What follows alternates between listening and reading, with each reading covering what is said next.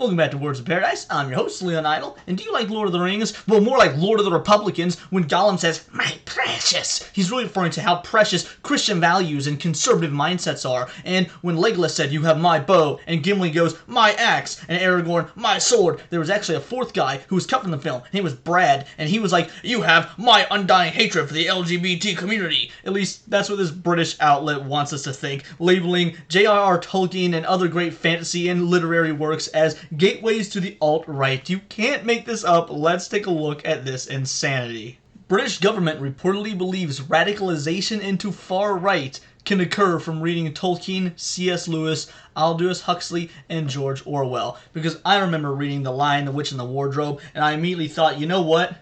I want to go stand outside an abortion clinic and hold up a sign. That's what I got from reading about witches and wizards and sorcery. Let's take a look at this. A new report from author Douglas Murray details that the British government reportedly believes radicalization into the far right can occur from reading a number of authors, including Tolkien, C.S. Lewis, Aldous Huxley, and George Orwell. That being said, they have also told us that Mein Kampf, perfectly acceptable. Writing in The Spectator, author Douglas Murray revealed he viewed a number of documents from the United Kingdom's Research, Information and Communications Unit, RICU, that show the agency is now attempting to address right-wing extremism. One of the documents he viewed contained a reading list of historical texts which produce red flags to Riku. Riku sounds like an anime character or something. "I am Riku, here to defend you against the alt-right massacre that be coming to a village near you." According to Murray, this list included Tom Hobbes' Leviathan, John Locke's two treatises of government, and Edmund Burke's Reflection on Revolution in France. He also noted it contained select works by Thomas Carlyle and Adam Smith. Most of these names, I'm going to be honest with you, I have no knowledge of or don't know anything about because I'm a filthy, uneducated American, but I can tell you all about how old MacDonald had a farm. Murray goes on to claim, elsewhere, Riku warns that radicalization could occur from books by authors including C.S. Lewis, J.R.R. Tolkien, Aldous Huxley, and Joseph Conrad. In fact, Murray details that George Orwell's 1984 is also on the list of books that produces red flags to Riku. 1984 being on this list is not actually that surprising considering how much the media hates 1984 because, it could actually awaken people to what they are trying to do. But I don't want to give it any sort of credit or anything like that because the webcam that I'm using to record this could actually have an FBI dude watching me, about to censor my word, tell me, anyone viewing this, do I have a red dot on my forehead? I'm not facing a window, so I should be fine. Maybe it's in the back of my hair. He also notes that books weren't the only things that Riku saw as red flags. The agency also reportedly flagged British TV shows Civilization, which, let's be honest, when you hear Civilization, you think of the name Sid Meier first. Again, filthy American, I don't know too much about British TV, but no one's thinking about the UK TV show when they hear Civilization. The thick of it, which is pretty incredible, I did not realize that the BBC or the UK had a documentary about Lizzo's thighs, and The Great British Railway Journeys, which I guess is just the adult version of Thomas the Tank Engine. All of these are apparently right-wing red pills, so you better watch out and don't let little Timmy watch Thomas the Tank Engine. An independent review of Prevent, a program that encompasses Riku, seemingly found that the strategy was capturing mainstream politicians, commentators, or publications in its web for identifying ideological extremism. In the British government's response to this review, a foreword by Home Secretary Suella Braverman, "Hey now, you cannot have man in your name. That not only insinuates a patriarchy, but also a duology, a gendered binary society with only two genders, man and woman. This needs to be Suella Braver, they." Prevent has defined the extreme right-wing too broadly, so that it sometimes draws in right-wing and center-right politicians and commentators. A recommendation from the review also states, reset thresholds to ensure proportionality across Prevent work streams. God, what techno-babble is this? That sounds like something that'd be in a Star Trek script. Prevent must work to one bar across the ideological threats. This should apply to all teams and products including national, regional, and local delivery, referrals and channel processes, Riku and Homeland Security analysis and insight products, training and Prevent funded counter-narrative work via civil society organizations, and other funded projects. It continued, the bar should not be set so high as to only include concerns related to the most established terrorist organizations, nor so low as to capture mainstream politicians, commentators, or publications. Prevent duty guidance should be amended to clarify this new standard. The British government responded to this recommendation and appeared to admit the strategy had lost its focus on ideological extremism. We accepted this recommendation and agree it is important to have one consistent and proportionate threshold across all extremist ideologies and work streams. We will review all extremist ideologies? I wonder.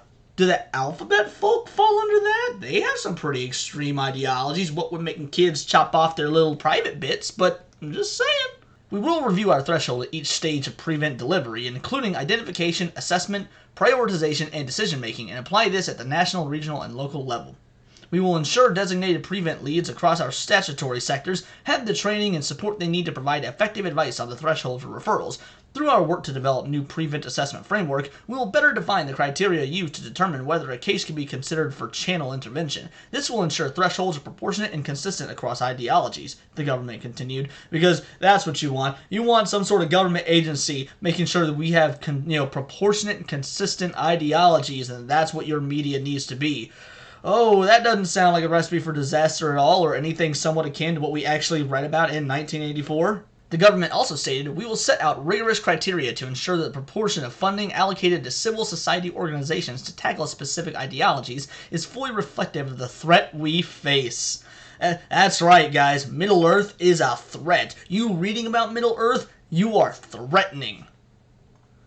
We will help ensure a consistent approach to ideological thresholds at each stage of prevent delivery. We agree with the reviewer that the research and training products which inform prevent and staff must adhere to one threshold across ideological threats, and that not doing so risks confusing practitioners and creating a false equivalence about the nature and scale of different threats. It goes on. Specifically discussing extreme right-wing ideology, the government stated, we acknowledge the review's finding that this has not always been the case. The bar for what the Research Information and Communications Unit has included in the extreme right wing is comparably lower than for Islamism, that Riku products on right-wing terrorism and extremism have sometimes included center-right commentators in debate. I also do my part to stop right-wing extremism. In fact, every time I take my bird, Hondo, to get his wings clipped, I tell him, nuh-uh, only clip the right wing. We will ensure that Riku products and wider information we use to inform our approach are refocused and proportionate across all ideologies. They will be guided by the principles of the new security threat check and must clearly show that the material they cover is relevant to meeting prevent objectives, the government concluded. What do you make of this new report that the British government believes that reading Tolkien, C.S. Lewis, Aldous Huxley, and George Orwell's 1984, among others, produces red flags? Yeah, exactly, red flags, definitely not blue flags. Look, I'm gonna be 100% honest with you.